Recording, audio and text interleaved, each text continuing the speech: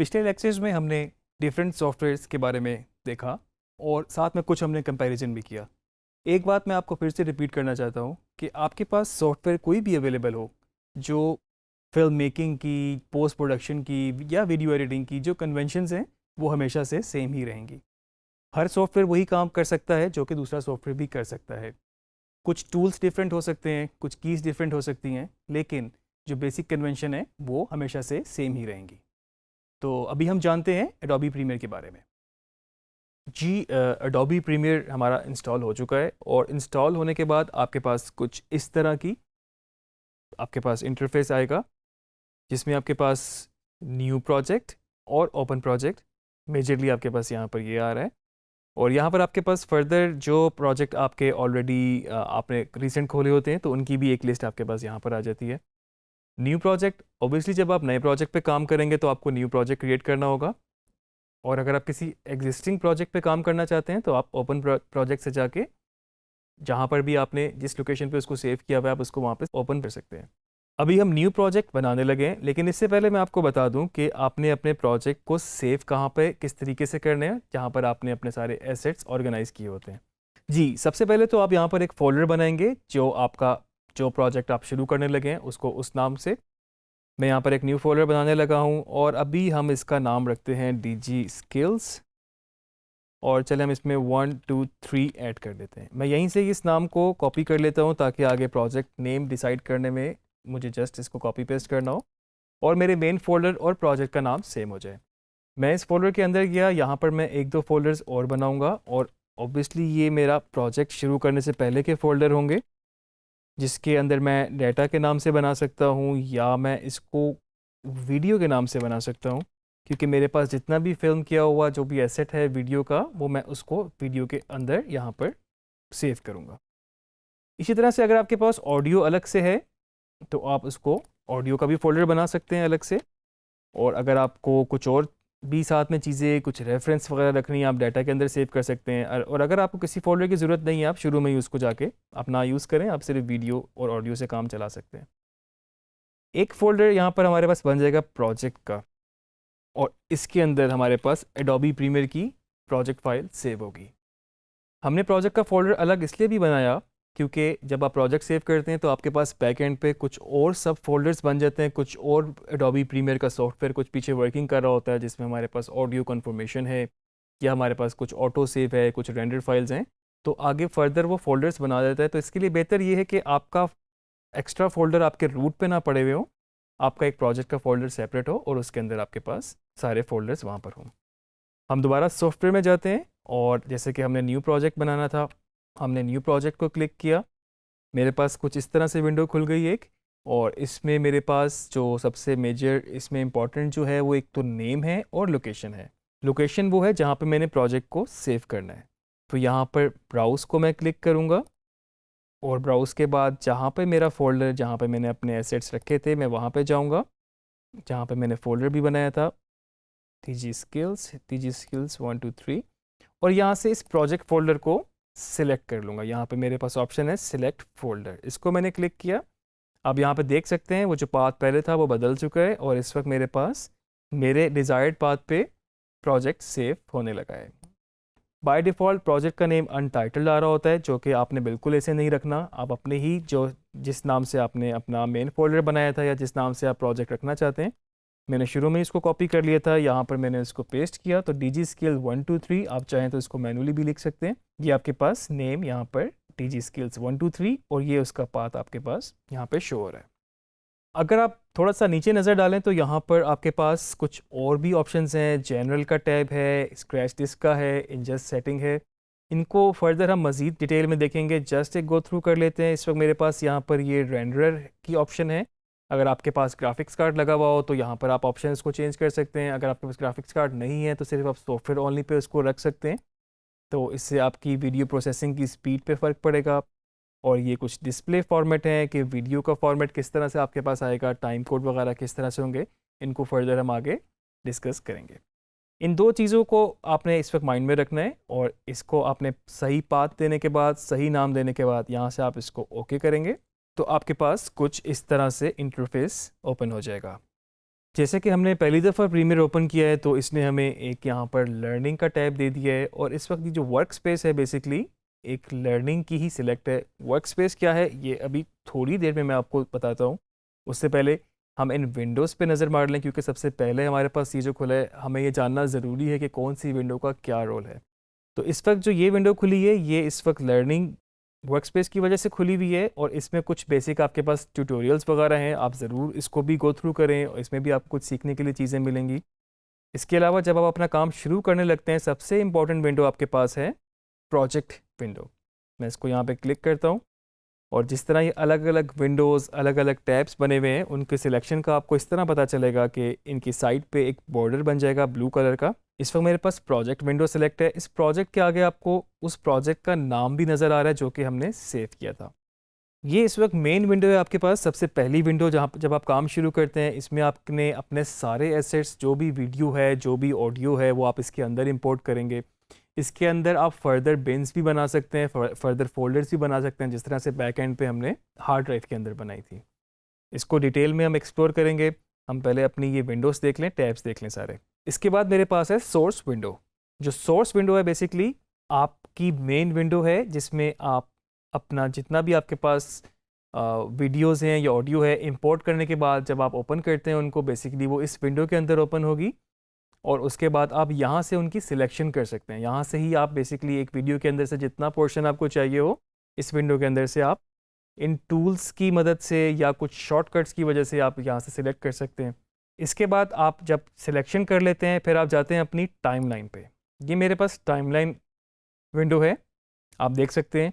आपको थोड़ी टाइमलाइन की स्पेस ज़्यादा चाहिए होती है, क्योंकि ये ही मेन विंडो है जहाँ पर आप जिस तरह से भी अपने फुटेज की सिलेक्शन करते हैं और उस तरह से उसके बाद उसको जिस तरह से रीअरेंज करते हैं, तो आपका एडिट जिस हिसाब से आपकी जो स्टोरी टेलिंग होती है उसी हिसाब से बनता जाता है। इसी टाइमलाइन के ऊपर आपके पास आप सारा कंट्रोल होता है, कौन सा शॉट कब आएगा, कौन सा बाद में आएगा, या आपने कुछ बीच में ग्राफिक्स इंसर्ट करने हैं, कुछ सबटाइटल्स करने हैं, या कुछ भी आपने ऑडियो पे भी काम करना है, तो वो बेसिकली इस टाइमलाइन के अंदर ही हो रहा होता है। प्रोग्राम विंडो, ये बेसिकली वो विंडो है जिसके अंदर आपके पास एक फाइनल प्रीव्यू आ रहा होता है। तो बेसिकली होता क्या है कि आपने टाइमलाइन पे जो एडिट किया है जब आप उसको प्ले करते हैं तो इस विंडो के अंदर आप उसको मॉनिटर कर सकते हैं। हम इनको फर्दर डिटेल में देखेंगे, हर विंडो को बेसिकली हम अलग अलग एक्सप्लोर करेंगे और उनके सारे फंक्शंस को जानेंगे। अभी मैं आपको सिर्फ बेसिक सा एक ओवरव्यू इसका दे रहा हूँ। यहाँ पे मेरे पास छोटी सी एक यहाँ पर टैब है जिसके अंदर ये सारे एडिटिंग के टूल्स हैं। किस तरह से इनको यूज़ करते हैं जब हम अपने काम एडिटिंग कर रहे होते हैं, हर एक का अलग अलग यूजेज है। हर टूल के अंदर थोड़े से और टूल्स भी ऐड हैं, इन सबको हम एक्सप्लोर करेंगे। और इसके बाद मैं आपको बताता चलूँ कि हमारे पास यहाँ पर है ऑडियो मीटर्स। तो बेसिकली आपके पास यहाँ पर जो भी कुछ प्ले हो रहा होता है टाइमलाइन पे, उसकी जो ऑडियो मॉनिटर है वो आपके पास यहाँ पर आ रहे होते हैं, जिसमें आपको पता चल जाता है कि इसका ऑडियो लेवल कितना है। क्योंकि ब्रॉडकास्ट का एक स्टैंडर्ड लेवल होता है, आपको उसके हिसाब से बाकी ऑडियो को भी मेंटेन रखना होता है, तो वो यहाँ पर आप बेसिकली यहाँ पर मॉनिटर कर सकते हैं उनको। तो ये तो जब आपने बिल्कुल प्रीमियर को इंस्टॉल किया और उसके बाद आपने जब नया प्रोजेक्ट बनाया तो आपके पास कुछ इस तरह की विंडो आ गई। तो इसको मैं नाम दे सकता हूँ वर्क स्पेस का। बेसिकली वर्क स्पेस क्या है कि ये आपके पास कुछ बाय डिफ़ॉल्ट बनी हुई वर्क स्पेसेस हैं, और जिस तरह से इनकी सेटिंग या एडजस्टमेंट हुई हुई है उसी हिसाब से ये वर्क स्पेस अलग अलग तरीके से डिज़ाइन हुई हुई है। ये लर्निंग वर्क स्पेस थी। इसके बाद हम अगर जाते हैं असेंबली को मैंने क्लिक किया, तब आप देख सकते हैं कि इस वक्त कुछ भी उस तरह से आपका कंटेंट वाइज कुछ नहीं बदला, लेकिन कुछ विंडोज़ आपके पास मूव हो गई, कुछ विंडोज़ आपके पास हाइड हो गई, कुछ विंडोज़ का साइज़ बड़ा हो गया, कुछ का छोटा हो गया। तो बेसिकली वर्क स्पेस का क्या है कि आप अपने हिसाब से वर्क स्पेस बना सकते हैं, या जोन सी भी आपको इनमें से सूट करती है आप उसको यूज़ कर सकते हैं। तो हर वर्क स्पेस में आपके पास प्लेसमेंट अलग अलग हो जाती है, जो जिस तरह से आपको सूट करता है आप उसको रख सकते हैं, सिलेक्ट कर सकते हैं। मिसाल के तौर पे यहाँ पर मेरे पास, अगर हम इसी एडिटिंग वर्क स्पेस की बात करें, तो मेरे पास यहाँ पर प्रोजेक्ट विंडो है जो कि पहले भी था लर्निंग में। मेरे पास यहाँ पर कुछ सोर्स विंडो पहले भी था, इफ़ेक्ट कंट्रोल ऐड हो चुका है, ऑडियो क्लिप मिक्सर ऐड हो चुका है, मेटा डाटा ऐड हो चुका है, और इस तरह से मेरे पास यहाँ पर प्रोग्राम मॉनिटर भी ऑलरेडी मौजूद है।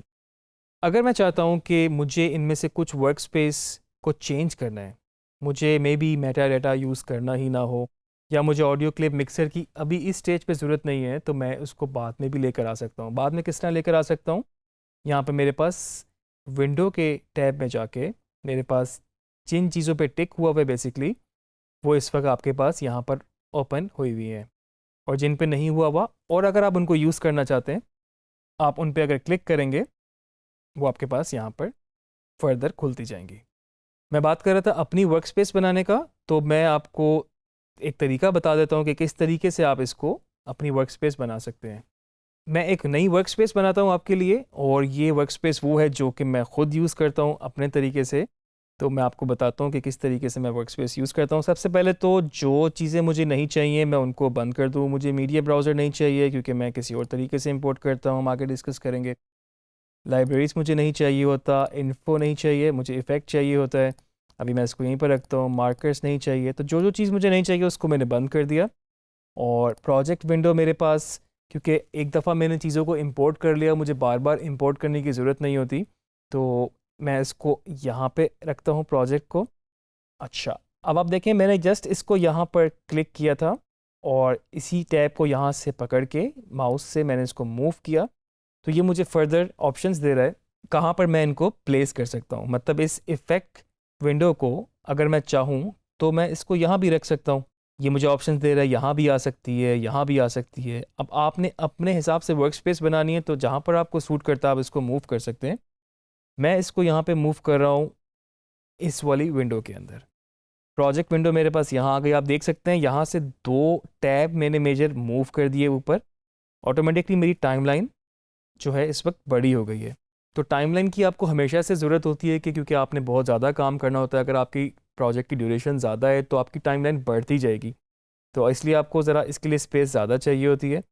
और अभी भी मैं इसमें देखूँ मेरे पास यहाँ पर ये है, इफ़ेक्ट को मैं अगर चाहूँ तो मैं यहाँ पर रख लेता हूँ, इनको भी मैं अरेंज कर सकता हूँ। ऑडियो क्लिप मिक्सर मुझे अभी मेटा डाटा नहीं चाहिए, ऑडियो क्लिप मिक्सर भी मुझे अभी नहीं चाहिए, इसको मैं यहाँ से बंद कर देता हूँ।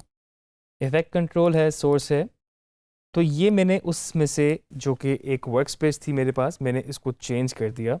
अब आप देख सकते हैं कि शुरू में आपके पास प्रोजेक्ट विंडो यहाँ थी और कुछ इफ़ेक्ट आपके पास नहीं था, और अब आपके पास ये चीज़ें आ चुकी हैं। अगर आपको फर्दर कुछ और भी चाहिए हो, विंडो में जाके उस पर उसको दोबारा लेकर आ सकते हैं। तो एक वर्क स्पेस हमने ये डिज़ाइन कर ली, लेकिन इसको सेव करना भी ज़रूरी है, क्योंकि आपने जब दोबारा ओपन करना है तो हो सकता है ये विंडो अपनी जगहों से हिल चुकी हो, तो आपने घबराना नहीं उसके लिए। आपने दोबारा विंडो में गए, वर्क स्पेस के फर्दर टैब में गए, और यहाँ पर आपने save as new work space को सिलेक्ट किया। तो अब आप इस वर्क स्पेस को अपने नाम से, जिस नाम से भी आप चाहें, सेव कर सकते हैं। मैं इसको उमैर के नाम से सेव कर रहा हूँ। मैंने यहाँ पे उमैर टाइप किया, इसको मैंने ओके किया, और आप देख सकते हैं कि जितनी भी यहाँ पर वर्क स्पेस थी, यहाँ पर एक वर्क स्पेस और ऐड हो चुकी है जिसका नाम है उमैर। तो वो होता क्या है कि कोई भी विंडो, कोई भी वर्क स्पेस आपसे डिस्टर्ब हो जाती है बेसिकली। मिसाल के तौर पे अगर आपके पास यहाँ पर सोर्स विंडो थी और आपसे गलती से ये कहीं पर चली गई, यहाँ पर आ गई, अब आप देख सकते हैं सब कुछ बहुत किसी ने ज़्यादा स्पेस ले ली है, किसी ने कम ले ली है, तो आपको काफ़ी मसला होगा। बाज़ दफ़ा ऐसा भी होता है कि वो बिल्कुल ही वहाँ से आपसे गलती से मूव ही हो जाए। तो इसके लिए मैं आपको एक बड़ी क्विक टिप दे देता हूँ कि आप से इस तरह का कभी कोई भी मसला हो जाए तो आप उसको रीसेट कर सकते हैं। आप दोबारा से गए विंडो में, वर्क स्पेस, और आपकी ऑलरेडी वर्क स्पेस सिलेक्ट है उमैर, इसके नीचे आपके पास ऑप्शन है रीसेट टू सेव लेआउट। अगर मैं इसको क्लिक करूँगा तो जिस तरीके से मैंने अपनी वर्क स्पेस सेव की थी, जहाँ जहाँ जो टैब्स, जो विंडोज़ थी, वो सब अपनी जगह पे वापस आ चुकी हैं। तो ये तो था एक एडोबी प्रीमियर का एक बेसिक इंट्रोडक्शन, या आप कह लें कि अभी तक आपने सिर्फ इंटरफेस को देखा है। अब हम नेक्स्ट लेक्चर में डिस्कस करेंगे कि किस तरीके से हम इस पे काम करते हैं, किस तरीके से हम इंपोर्ट करते हैं, और किस तरीके से हम अपनी टाइमलाइन पे काम करना शुरू करते हैं।